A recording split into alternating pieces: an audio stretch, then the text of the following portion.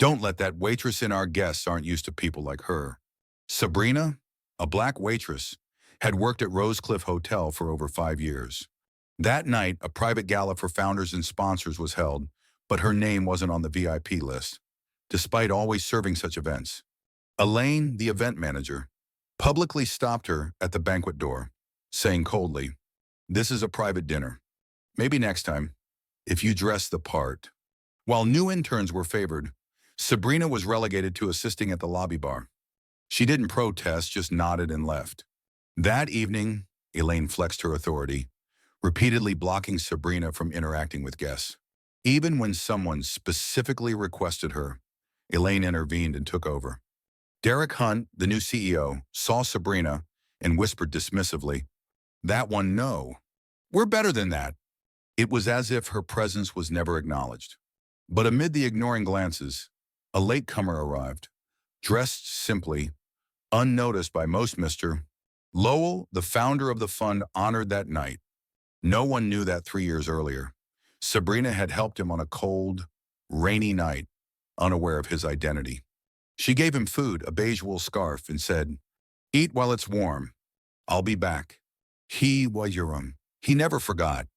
When Elaine publicly humiliated her in the banquet hall, when a secretly recorded video exposed the organizers' discriminatory remarks, when a photo of Sabrina helping an elderly man at a past event surfaced, everything shifted. Mr. Lowell stood mid-ceremony. "Before you applaud, I need to speak." He called her name, Sabrina Davis, before the entire room. He spoke of a woman who didn't ask his name, didn't seek recognition, only served quietly. He pulled out the old scarf and announced that Sabrina inspired the Silent Kindness Initiative, his largest charitable fund. Elaine was suspended. Victor was fired. Sabrina declined to speak at length, saying only, "Let's build a table where no one gets erased." She'd been turned away from the gala's door. Now, her name appeared at a United Nations event, not because she demanded justice, but because justice finally found her. The Fontaine Royal Hotel was always known as a place expensive but discreet. Tonight, they hosted a special gala for top founders and sponsors in a private hall where every chair had been assigned a number a week in advance. Sabrina, a veteran server at the hotel, approached the VIP area's door, holding her shift assignment. She wore a black uniform, hair neatly tied, name tag pinned to her left chest. For years, she'd always been on the main serving team for crucial nights like this. But this time, she was stopped at the door. Elaine, the event manager, blocked the entrance. She held a clipboard, her red blazer striking against the pale gold hall. "Where are you going?" Elaine asked, eyes not on Sabrina but scanning the list on her board. Sabrina showed her assignment. "I'm assigned to the Grand Hall tonight." Elaine glanced at it, then shook her head. "No, not canonto. The main team's full. You're moved to the auxiliary bar in the lobby. The VIP area doesn't need more staff." Sabrina paused. "But I've been on this team for 4 years straight." Elaine cut her off. "This is a private event. Everyone allowed in was pre-approved. Maybe next year, if you dress the part, I'll reconsider." Just then, Hannah, a new intern server, passed by, and Elaine waved her inside. "She's on the main team?" Sabrina asked. Elaine didn't answer. She only said, "The lobby bar's short-staffed. Don't keep guests waiting." Sabrina went silent. She folded her assignment sheet, tucked it into her pocket. No arguing. No more questions. She turned and walked away, as if accustomed to stepping aside. Before disappearing through the large door to the lobby bar, Sabrina paused, briefly adjusting the folded napkin on her tray. No one noticed. But at the end of the hallway, near the service stairs, a middle-aged man in a simple suit watched her. He said nothing, didn't approach, but his eyes never left her. At the auxiliary bar, Sabrina arranged the trays of glasses, checking each bottle in precise order. It was the least noticed part of the event, but she still maintained her habit of inspecting every detail. Elaine walked in, holding a tablet. "Sabrina, move to the left wing. The opening guests are arriving." Sabrina nodded. Just then, Hannah entered with 2 other servers. She'd been hired the day before, still clumsy but quick-witted. "Will she go to the main hall?" Hannah whispered, pointing at Sabrina. Elaine glanced over, ignored the question, and turned to the new group. The main banquet hall is yours to handle. Everyone needs to prove their capability tonight. When a VIP guest requested water, Sabrina poured it and prepared to deliver, but Elaine quickly stepped in, taking the tray from her hands. Let me... Without looking back, Elaine strode into the main hall, leaving Sabrina at the auxiliary bar. Hannah watched. She frowned slightly but didn't dare ask more. Sabrina put the water pitcher back, saying nothing. Once again, she adjusted the beige scarf on her wrist. That scarf was the only thing not part of the standard uniform. But no one had ever asked her to remove it because, usually, no one noticed. From the main banquet hall, the hum of conversation grew louder. A man in a dark suit passed by Sabrina but didn't enter the hall. He paused for a second when he saw the scarf. Without a word, he continued toward the head table. Sabrina didn't look after him, but Hannah did. She watched the man who had just entered. Tall, broad-shouldered, his suit bore no name tag, but his movements were decisive like someone used to being given way. Less than a minute later, Elaine's familiar voice echoed from the banquet hall. Mr. Hunt just arrived. Everyone, stay in position. Derek Hunt, the new CEO of the main sponsoring corporation, entered the hall beside Elaine. He held an untouched glass of wine, his eyes scanning the room as if inspecting the lineup. Passing the auxiliary bar, Derek tilted his head toward Elaine. That one? The woman with the cloth. Is she permanent staff? Elaine nodded slightly, not looking up. Tissinum, Sabrina. Been here for years. Quiet, efficient. Derek frowned. She doesn't match the image we're building. We want polished, modern, not matronly.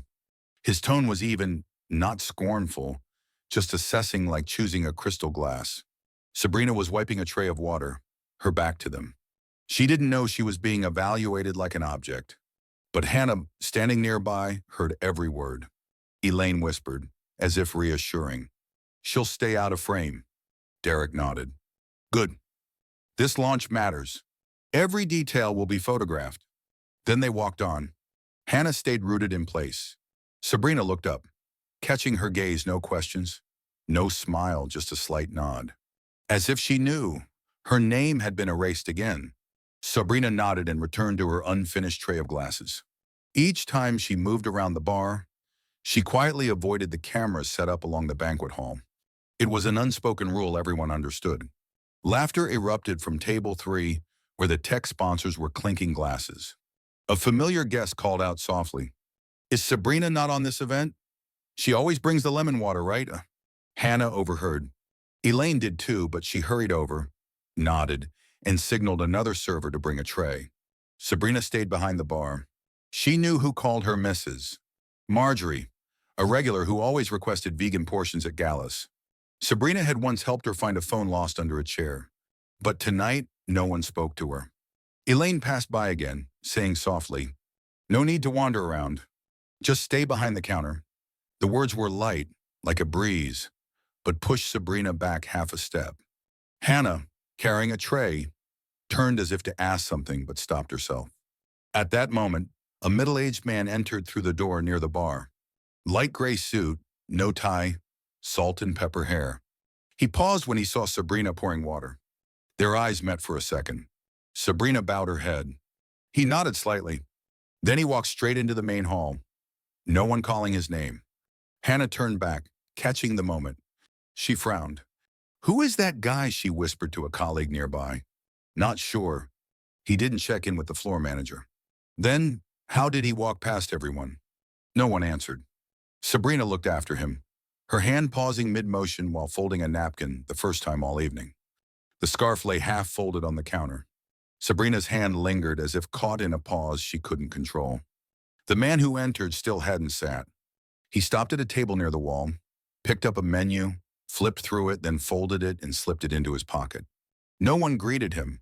No name tag marked his table. But he calmly took out his phone, typed a few lines, and put it away. Hannah turned to Sabrina. Who's that guy? Why'd he just walk in like that? Sabrina didn't answer. She was still watching him, not with curiosity, but with a look, as if she'd seen him before. Just not here. A clink of glasses echoed from the hall. Elaine was leading the opening toast. Derek stepped onto the small stage, speaking about the importance of repositioning the fund's image. His words were filled with phrases like innovation, cohesion, multi-layered branding. The man still didn't take a seat. He stood near the glass window overlooking the city. In his left hand, he subtly turned something in his pocket. A frayed beige fabric peeked out slightly. Sabrina squinted. She tilted her head, as if recalling something. But just then, a guest called for water and she returned to her rhythm. At the other end, Mr. Lowell, for it was him, didn't look at the stage. His eyes were on the bar area. None of the young staff knew who he was. No one checked the special seating list he'd approved a year ago. And no one noticed that among everyone present tonight, he was the only one not smiling when the cameras panned by. Have you ever been in a crowded room, but could clearly sense who was the only one truly seeing you? If that moment has happened to you, share it in the comments or just leave a dot to let us know you're here. And if you believe some people deserve to have their names remembered, follow Unveiled Wealth, where we tell the stories the world once tried to forget. As applause erupted around Derek's speech, Mr. Lowell didn't move. His hand stayed in his pocket. That familiar feeling, it pulled him back to another evening. No lights, no microphones, no crystal glasses. Just rain and a cold step between two buildings behind the hotel. That night, Sabrina left her shift later than usual. She took a shortcut through the alley to the tram station. Passing the utility area, she stopped. A man sat there, hair disheveled, suit soaked, legs trembling slightly. He didn't ask for anything, didn't look up. She glanced around. No one else was there. She didn't ask his name. She just took the beige wool scarf from her neck and draped it over his shoulders. It's still warm. I just came from the kitchen. He looked up briefly. His face was streaked with water, rain, or sweat. Unclear. She handed him a thermal lunchbox, lid already open. The veggies today are a bit bland, but easy to swallow. He took it slowly, said nothing, just nodded faintly. She checked her watch, then turned to leave. I'll come back if you're still here. That was all she said. Mr. Lowell never forgot that night. Not because of the food, not because of the scarf, but because after a mild stroke left him temporarily disoriented. Without his phone, cards, or ID, someone helped him without needing to know who he was. An act without conditions. No checks. No image. He kept that scarf. Never washed it. Never refolded it. It's still frayed at the exact fold where she'd placed it on his shoulders. Back in the present, Derek's voice rang out. And with the new branding strategy, we want this initiative to be a face of elegance, tradition, and relevance to the next generation. Mr. Lowell tightened his grip on the scarf in his pocket. His eyes stayed fixed on the bar area where Sabrina stood, quietly arranging glasses. As Derek's speech ended, Elaine hurried to the auxiliary bar, her smile intact but her tone curt. We're short on dessert servers inside. Sabrina, go help clear the pastries. Without waiting for a reply, she turned and walked off, leaving Hannah mid-task arranging glasses, wanting to say something but hesitating. Sabrina wiped her hands, adjusted her cuffs, and followed Elaine inside. The warm golden light instantly fell on her black uniform, highlighting every difference. The banquet hall's atmosphere dipped slightly as she entered, not because she stood out, but because her presence wasn't part of their plan for the night. Sabrina quietly approached table 5, reaching to refill an empty glass. But before she could tilt the pitcher, Elaine's voice cut through loud enough for 3 nearby tables to hear. Don't touch the silverware. VIPs notice fingerprints. The moment landed like a slap in the middle of the ongoing chatter. Sabrina froze. Her hand tightened briefly on the pitcher's neck. A soft chuckle rose from the manager's table, like a chair scraped at the wrong moment, small but with enough ripple to make everyone aware. Sabrina didn't look at Elaine. She just set the pitcher back on the tray, nodded slightly, and left the table as if her task was done. No one stopped her. No one called her back. Her next movements seemed to blur under the lights and the clink of spoons against crystal. At the far end of the room, Mr. Lowell sat in his original spot. His hand was no longer in his pocket, it rested on the table, lightly touching his wine glass. but his eyes followed every step she took away from the serving area. Hannah stood near the buffet exit, holding an empty tray but her eyes fixed on where Sabrina had just left. She didn't know the full story, only felt one thing clearly: something very wrong was happening repeatedly, and none of the staff badge wearers seemed to care. Elaine kept her usual smile, moving from table to table as if her earlier insult never happened, while the managers inside resumed their hushed chatter as if nothing was worth remembering. In a brief moment, as Elaine leaned to adjust a tablecloth on table 2, Hannah slipped her phone from her apron pocket, set it to record, and kept it low at her hip. No one noticed guests were busy talking, staff busy playing professional. She didn't know what she was looking for, but instinct told her if she didn't capture this now, there'd be no other chance to prove what she saw was real. Less than a minute later, Elaine approached a group of guests waiting for dessert, holding a tray of silver spoons. A young intern whispered, "Is Sabrina coming back? She serves 3 times faster than us." Elaine didn't answer immediately. She set the tray down, poured water, and replied without lowering her voice, "Some people just don't belong at dinners like these." The words slipped out as lightly as clinking glasses. But Hannah knew she'd recorded something no one would believe without the video. She looked up, her eyes meeting Sabrina's, who had just returned to grab another tray of water from the left. Sabrina didn't ask what Hannah was doing. She only placed her empty tray on the rack and said softly, as if to herself, "I'll stay out of the way." While Hannah stood still at the counter, her phone still in hand as if she hadn't turned it off, Derek Hunt had returned to a discussion corner with the hotel's media and PR team near the secondary stage. The talk centered on images for next week's press and the official shots for next year's sponsorship brochure. Victor, head of communications, opened a list of staff appearing in event photos. He scanned the names, crossing out several with a highlighter, his eyes sweeping the room to confirm everyone's position. No one noticed that Davis was already missing from the updated list. "We need to completely remove any staff who don't meet the image standard from all materials," Derek said bluntly, holding an espresso but not looking at anyone. "No one wants off-brand details cluttering this year's message."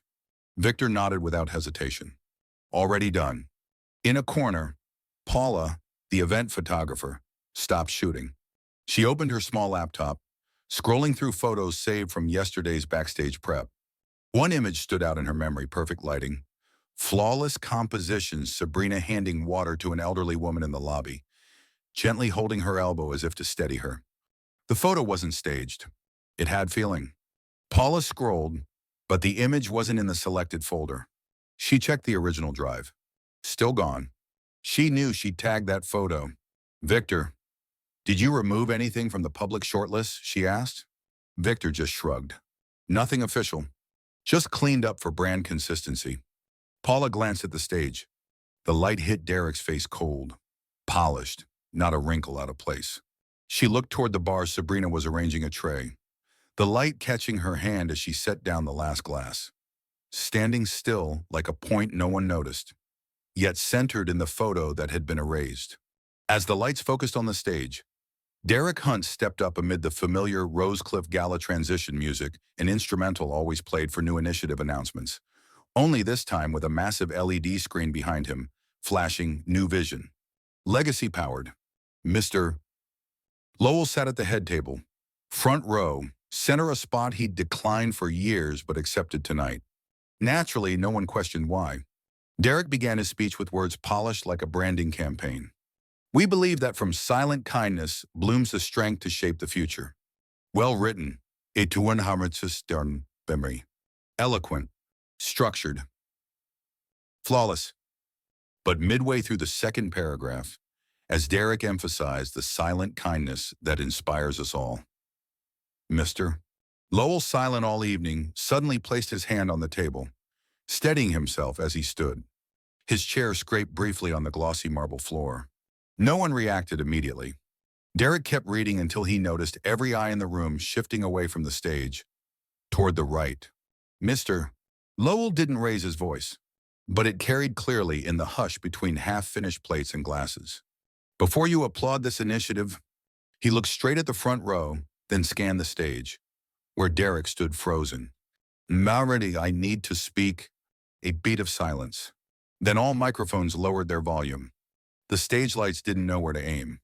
The room fell silent, as if everyone was waiting for confirmation. Was Mr.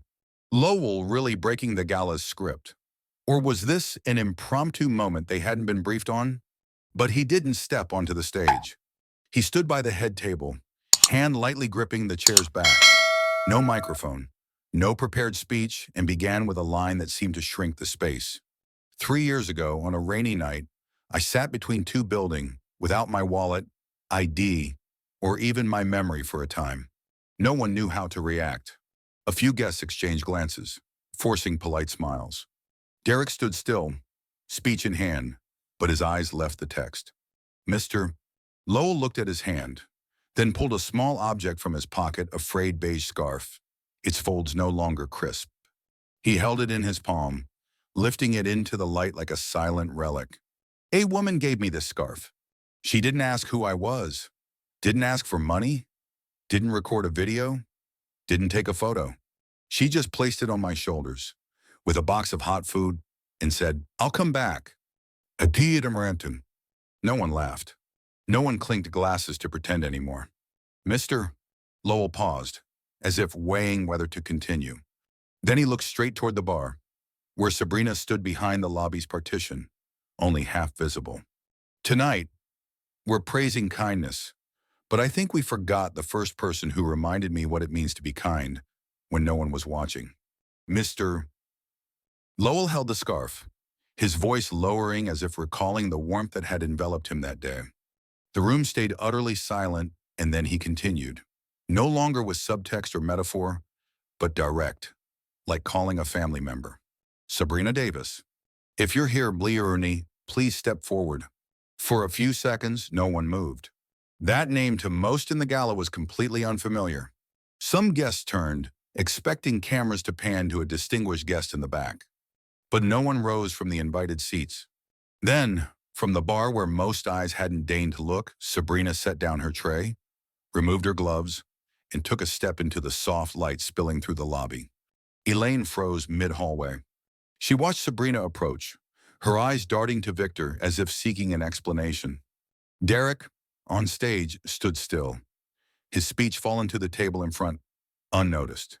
A black woman in a worn server's uniform, hair neatly tied, no makeup, no flashy name tag, walked toward the room's center, where the titled guests, for the first time, stepped back. Elaine stammered, "Yeah, she's just the help." Mr. Lowell didn't address her. He didn't look at Elaine. His eyes stayed fixed on Sabrina, walking slowly but steadily. No spotlight needed. No background music. And for the first time, the room realized they knew her name but had never spoken it. Sabrina stopped less than a step from Mr. Lowell. She didn't bow, didn't ask what he needed, didn't touch the microphone hurriedly offered by the organizers. She just stood still as if waiting to confirm the call was truly for her, no one else. Mr. Lowell looked at her for a moment, then raised the frayed beige scarf. No case, no pedestal. An old thing, out of place in a room of fresh flowers, golden lights, and a billion-dollar LED screen. But that scarf made the entire hall hold its breath. This is what I kept, because she kept me human. His words weren't to claim credit. They were to acknowledge a debt no one knew he owed. Mr. Lowell looked straight at Derek and the organizers, continuing, "The initiative you're launching tonight, the Silent Kindness Fund, was never my idea. It came from a woman who once reminded me that real kindness doesn't need stage lights." Victor froze. Elaine's eyes widened. Some guests looked around, as if they'd sipped the wrong wine. Mr. Lowell turned to Sabrina again. "Everything you're celebrating tonight started with her." No one clapped immediately. Just a deep silence then. From the second table, a female guest stood, clapping first. Then a few more. Then the whole room. No cheers. No grandiose music. Just hands clapping slowly, steadily, like Sabrina's steps over the past 5 years, quiet, unnamed. Have you ever done the right thing, but no one remembered you were there? If that moment has happened to you, share it in the comments, or just leave a dot to speak for what you never voiced. And if you believe there are silent people building this world, follow Unveiled Wealth, where we tell the stories everyone should hear. As the applause faded, the banquet hall's atmosphere hung suspended. No one dared speak first, unsure whether to continue the program or stop entirely. Elaine stood against the wall, hands clasped, her face drained as if all blood had left her skin. Victor had turned away, pretending to adjust the secondary projector. At that moment, Hannah stepped out from behind the serving table, phone in hand. She said nothing, just showed the screen to the tech coordinator by the sound system, whispering a few words. 2 minutes later, every screen in the hall turned black. A video began playing. No effects, no music, just a short clip, low angle, capturing Elaine's voice clearly. Some people just don't belong at dinners like these. Murmurs spread through the room by the second. When the clip ended, Mr. Lowell said nothing more. He only glanced at Elaine, not accusing, not angry, but enough to make shame speak for itself. Elaine stammered. "It was a misunderstanding. I meant it differently." No one responded.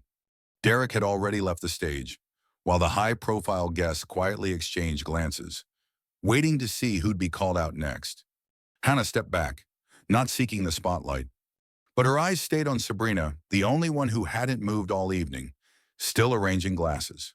After the clip ended, no one left their seats. Those who had laughed or nodded along to Derek's speech now sat silent, as if they'd never been there. Mr. Lowell didn't glance at Elaine again. His eyes shifted to Victor, who was pretending to check cables behind the media table, as if uninvolved. Victor. His voice was softer than usual, but turned heads across the guest row. Yes, sir. Mr. Lowell's tone didn't change. Who approved the serving list tonight? Victor swallowed. My department. But it was based on the coordinator's checklist. Mr. Lowell cut in. Who removed Sabrina Davis from the original list? This time, no one could say Victor. A tech staffer stepped forward, whispered to Mr. Lowell, and handed him a printout from the event management system edit logs, operation history, and the final entry, with the name V. Hunt. Understood. Mr. Lowell nodded, then looked directly at Victor for the first time. I think, starting tomorrow, we should build a brand image without someone editing the truth. Victor froze. No response, no excuse. Elaine stepped back toward the wall. Derek, from a distance, didn't intervene or defend. Sabrina stayed behind the bar. She didn't leave, didn't turn around. But now, eyes began turning toward her, not as part of the decor, but as the central figure kept from the spotlight too long. As Mr. Lowell stepped away from speaking, no music played. Elaine had vanished from the hall. Victor was quietly packing his things. Derek stood back, hands clasped, as if he'd never taken the stage.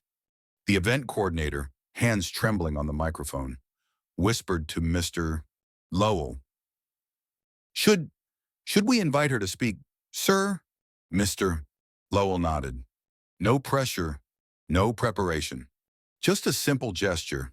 His eyes turned to Sabrina, and the room followed. Hannah, standing close, almost touched Sabrina's elbow, but no prompt was needed. Sabrina set down her tray, removed her gloves, and walked slowly to the podium. The spotlight fell from the ceiling, not too bright, not too harsh. Just enough space for her to stand, as she always had, straight, quiet, natural. The coordinator offered the microphone. Sabrina shook her head. No maker, no script. Suspinam. She scanned the room, not rushed, not avoiding, not bowing. I don't speak well. Her voice wasn't loud, but clear enough for the front row to hear, and the rest fell silent to listen. But I serve well. Those words made those who judge her by voice, appearance, or style realize they'd chosen the wrong criteria from the start. Sabrina dipped her head slightly. No tears. No trembling hands. But before stepping down, she added, maybe next time, before judging who walks in last, ask who was already here before the lights came on. Her words didn't slap anyone, but they made many face themselves as if before a mirror. She turned away, lingered on stage not a second longer. Stepped down with the same steps that carried her from kitchen to bar to waiting counter and now to the heart of a story they once thought she didn't belong in. As Sabrina stepped down, the room paused for a beat. The tension from the clip's airing had eased, but the air wasn't quite lighter. Many wanted to clap again, but didn't. Not from lack of will, but because any sound now felt like it would diminish what had just happened. Mr. Lowell walked to Sabrina's side, not to the stage, but to the step between the hall where Elaine had blocked her at the evening's start. He spoke softly. No microphone needed, but loud enough for all to hear. We're restructuring this fund. The room held its breath. The sponsor's table on the right leaned forward slightly. Victor was gone, but a few PR team members remained seated. And starting tonight, I want Sabrina Davis to serve, not drinks, but purpose. A moment of silence. No one grasped it immediately, until he added, I'd like her to join the initiative board as our honorary advisor. The one who reminded me what this is all supposed to be about. Sabrina didn't smile. She wasn't surprised. She just met his gaze and nodded slightly as if this didn't change who she was, only that the world had finally caught up to seeing her as herself. Mr. Lowell raised his hand as if to end all symbolic gestures. But he didn't shout, didn't ask anyone to stand. He only said, turning to the room, we don't need to make space for people like her. We just need to stop erasing them. Sabrina scanned the room, the velvet-draped tables, the gold-plated name tags, the cameras that once overlooked her corner, then spoke, unprepared. Then let's build a table where no one gets erased. A week after the gala, the official event photo hung prominently in the Fontaine Royal Hotel's ground floor lobby. In the bronze-framed image, it wasn't a CEO or sponsor at the center. It was a group guest, managers, servers, the photographer clapping slowly, steadily, and in the middle, Sabrina Davis, not holding a trophy, not gripping a microphone, just leaning forward, pouring water for an elderly woman at table 3. Her hand tilted the tray at the perfect angle, light glinting off the crystal-clear glass. The beige scarf at her wrist, the only piece not part of her uniform. A passerby might overlook the photo. No flowers, no fireworks, no grandiose figures. Just a hand doing what it had done for 5 years. But beside it, a small glass frame was added. Inside, the beige scarf, pressed flat, edges still frayed. Below, a handwritten note. She never raised her voice. She raised people. Sabrina didn't appear in newspapers. No talk shows. No interviews accepted. Only an internal memo announced she'd take the role of honorary advisor for the Silent Kindness Initiative starting next month. That morning, she clocked in as usual. No reminders needed. No need to be called by name. Because now, no one would forget that name again. Have you ever been overlooked despite being there from the start? If this story touched you, leave a comment or a dot to speak for what you've never dared say aloud. And if you believe silent people can change a room just by being there, follow Unveiled Wealth, where we tell the stories power once tried to silence.